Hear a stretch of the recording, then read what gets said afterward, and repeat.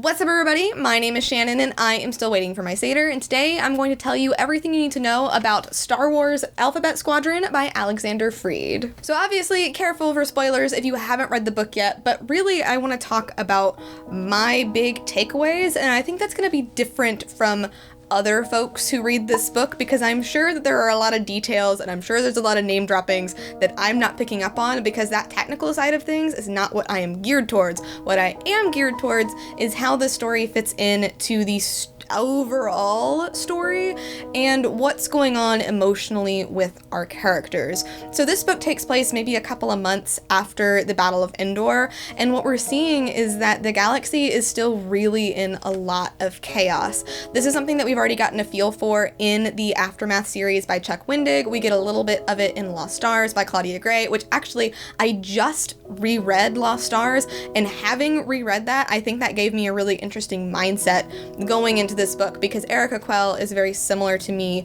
to Sienna, a lot of the things that she starts to notice, and the end of Lost Stars really lends to what we're seeing right now in Alphabet Squadron. So that was really interesting, and I do kind of recommend checking it out that way.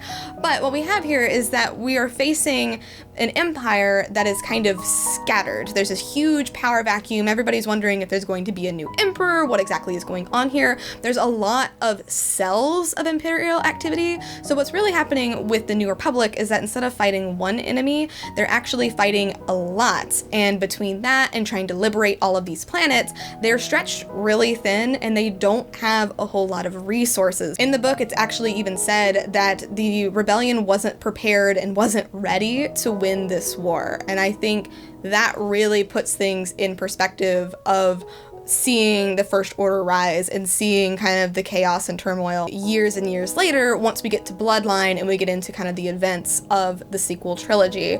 But we are also seeing here that the Empire is doing something called Operation Cinder, which, if you don't know what that is, I believe it first showed up in Battlefront 2, because I know we are on one of the planets while that is happening. That kind of contributes to a lot of the storyline going on there. And in this book, we're getting it just a little bit more, and we're learning a little bit more about it. And our main character, Erica Quell, actually participated in Operation Cinder, and that's what ultimately made her leave the Empire. And she is haunted by this. She is haunted by the things that she had to do. She's haunted by the things that she saw.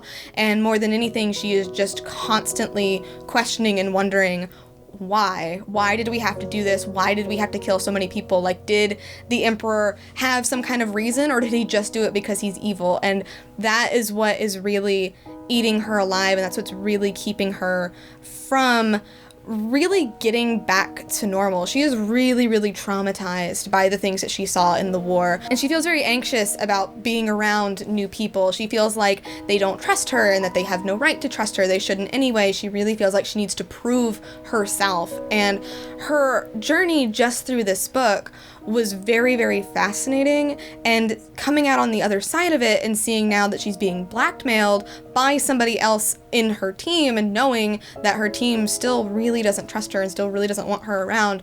I'm very fascinated to see where that thread is going to end up as the series goes on. She is very much an Iden Versio type of character. She reminds me a lot of her. Actually, this book and Inferno Squad, I think, really lend off of each other. Even though there is a big time gap in between them, I think it does, like, these two characters really fit together.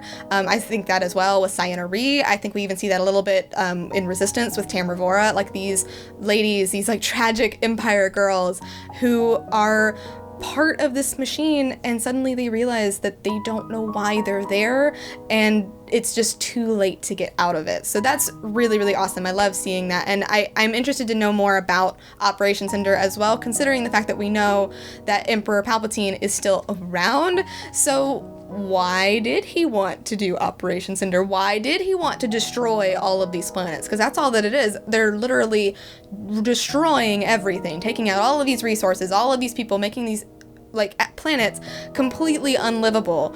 why is he doing that, especially if he's still around? Like, what is the contingency? Why do they go out to wild space? How exactly does the First Order rise? I do think this series, more than anything else that we're seeing right now, is really going to focus in on a lot of those questions. We're not going to see that until 9 is over, which gives me more hope that we are going to see it, because spoilers will be okay by then. The other story that I really, really liked in this book was actually from a character named Chas. She is very bold. She loves to listen to music while she's fighting, and she idolizes Jyn Erso. And there's a part in the book where she's talking about how it wasn't Luke Skywalker that saved the rebellion and destroyed the Death Star. Like, it was Jyn Erso. It was all her. They couldn't have done it without her. And she died. She became a martyr. And that really affected Chas. And her mindset right now is that her life is meaningless, and the only way for her to make an impact would be to die doing something heroic. And that makes her really upset early on in the book when one of the other members of Alphabet Squadron saves her life, and she sees that as he took away her chance. Like, that was her chance to do something, and he took it away from her, and she doesn't want to be alive. She doesn't understand how all of these brave people who did such amazing things could be dead, while she, with her life not meaning anything, would still be alive. And that is really heavy, and I am really interested to see her work through that and come out the other side.